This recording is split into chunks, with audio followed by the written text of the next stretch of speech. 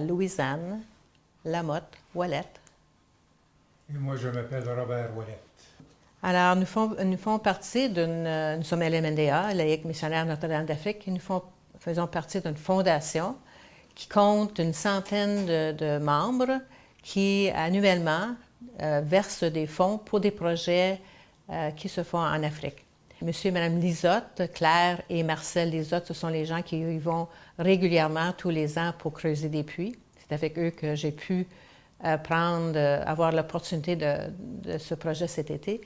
Mais il y a plein d'autres mondes aussi qui font des activités pour aider. La Fondation La Vigerie qui supporte les laïcs missionnaires, les LMNDA, dans les projets qu'ils font en Afrique, ont aidé cet été à creuser la mise en place d'un puits qui a eu lieu sur l'île Ukerewe à l'été 2019. C'est-à-dire, l'île Ukerewe se trouve en Tanzanie, en Afrique. Ce milieu, qui est à Anzio, entre autres, dans un village de 102 familles, imaginez-vous, en 2020 ou à peu près, ils n'ont encore pas d'eau à boire.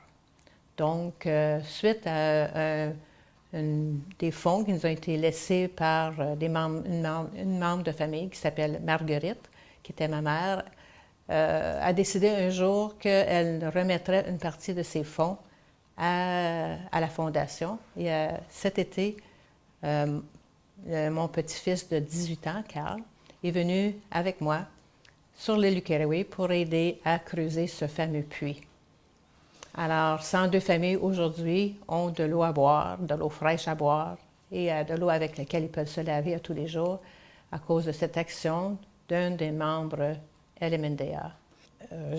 Avec toute l'eau que nous avons ici au Québec, c'est sûr qu'on ne peut pas s'imaginer de ne pas avoir aucune eau, mais encore, les femmes du village en question partaient pour des randonnées de 8-10 km à la fois pour aller chercher un bidon d'eau qu'ils portaient sur leur tête pour ramener à leur village pour être capable simplement de se laver.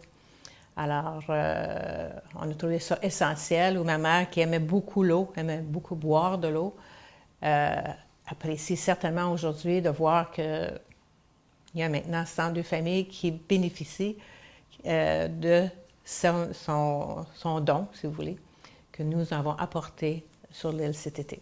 Il y a deux autres membres des LMNDA qui œuvrent d'année en année à retourner sur l'île de Ukerewe pour faire creuser des puits.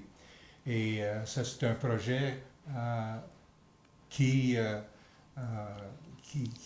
là d'année en année et qui a un bénéfice aux gens à plusieurs endroits sur l'île. Alors c'est quelque chose qui est récurrent, et il y a toujours des dons qui se donnent d'année en année. Et c'est un projet qui va aller de l'avant pendant des années dans le futur. Comment ça arrive, l'appel? C'est une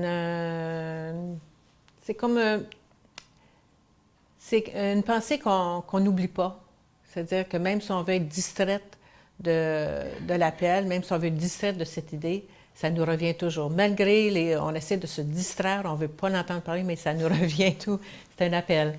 Et je pense que ça vient vraiment là, de moi, de l'Esprit Saint, ça vient de Dieu, ça vient du Père qui dit ah, tu as quelque chose à donner, donc vas-y, c'est le temps. Et pour vous? Moi c'est la même chose. Moi, ça retourne quand on était à l'université. Il y avait le SUCO dans ce moment-là à l'université, le service universitaire outre-mer, et on s'est dit, mais bon, quand on aura fini nos études, on ira pendant une couple d'années, mais la vie a changé. On a fondé notre famille, on a eu nos enfants, on a élevé nos enfants. Et à un moment donné, après que les enfants sont partis de la maison, on avait la semaine missionnaire à l'église. Il y avait un père blanc qui est venu donner son homélie et clic, c'est revenu.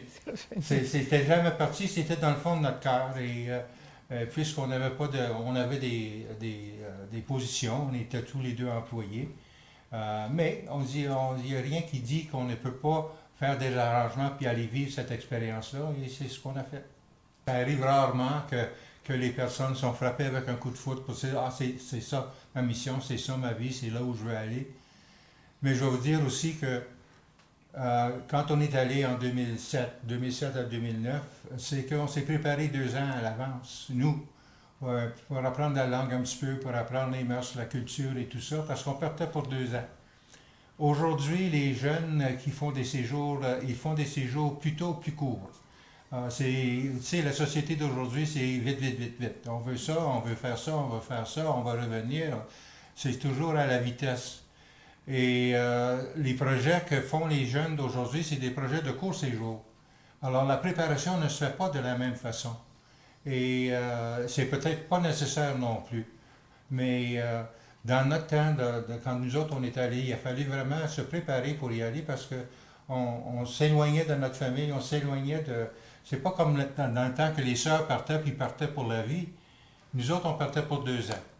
Mais c'était une séparation difficile pareil, parce que nous, on a 4 enfants, on avait des petits-enfants, mais on avait l'appel, on voulait faire ce projet-là depuis qu'on avait 18-20 ans.